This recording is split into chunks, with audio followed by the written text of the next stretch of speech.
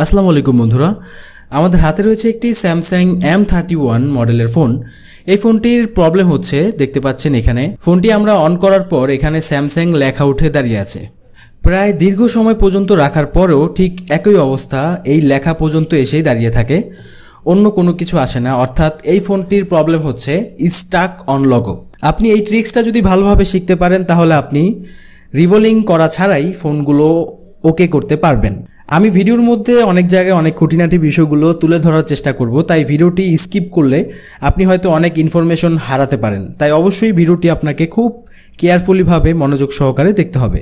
তো প্রথমে আমরা ফোনটিকে খুলে ফেলবো। তবে স্যামসাং এ সিরিজ অথবা এম সিরিজ ফোনের ক্ষেত্রে সলিউশনটা হচ্ছে ভিন্ন রকম। ওকে, তো সলিউশন করার জন্য আমরা মাদারবোর্ডটা খুলে ফেলেছি। এখন আমরা এই মাদারবোর্ডের এখান থেকে এই সিপিইউর যে স্টিকারটা রয়েছে, এই স্টিকারটা আমরা রিমুভ করব। তারপর এখানে একটা হিটসিঙ্ক ব্যবহার করা হয়েছে, এটাও আমরা রিমুভ করে দিব। তো সিপিইউর স্টিকারটা খোলার পর, হিটসিঙ্ক খোলার পর এখন আমরা এখানে ওয়াশ করব। ওয়াশ করার পর এখানে আমরা আমাদের হটগানের 340 এবং হাওয়া রাখবো মিডিয়াম রেখে, তারপর এখানে একটু হিট করব। এমনভাবে হিট করব না যেন ভিতরে যে পেস্টিংগুলো রয়েছে সেই পেস্টিংগুলো যেন ক্র্যাশ না করে, আবার একেবারে হালকাভাবেও যেন হিট না হয়। ঠিক আছে, মিডিয়াম সামথিং একটু হিট রাখতে হবে যেন আইসিটা একটু গরম হয়। ভিতরে যদি কোনো ধরনের কার্বন জমে থাকে বা কোনো ধরনের যদি হালকা পাতলা শর্টিং থাকে সেটা রিমুভ হয়ে যাবে। তো এবার আমরা একটু টেস্ট করি আমাদের প্রবলেম সলিউশন হয়েছে কিনা। যদি এই স্টেপে, প্রথম স্টেপে যদি আমাদের প্রবলেম সলিউশন না হয়, সেক্ষেত্রে আমাদের সিপিইউ সোয়াপ করতে হবে, অর্থাৎ র্যাম এবং সিপিইউ রিভোলিং করতে হবে। তো দেখা যাক, এখন আমরা ফোনটি টেস্ট করে দেখি যে আমাদের রেজাল্ট এখন কি আসছে।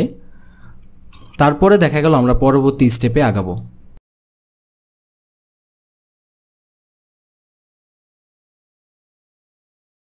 তো দেখতে পাচ্ছেন আমাদের এখানে স্যামসাং লেখাটা পরিবর্তন এসেছে। তো ফোনটা চার্জ নেই, এই জন্য আমি চার্জিং কানেক্ট করে দিই। এখানে দেখতে পাচ্ছেন ফোনটা কিন্তু অন হয়ে গেছে, আলহামদুলিল্লাহ। তো আমাদের প্রবলেম সলিউশন হয়ে গেছে।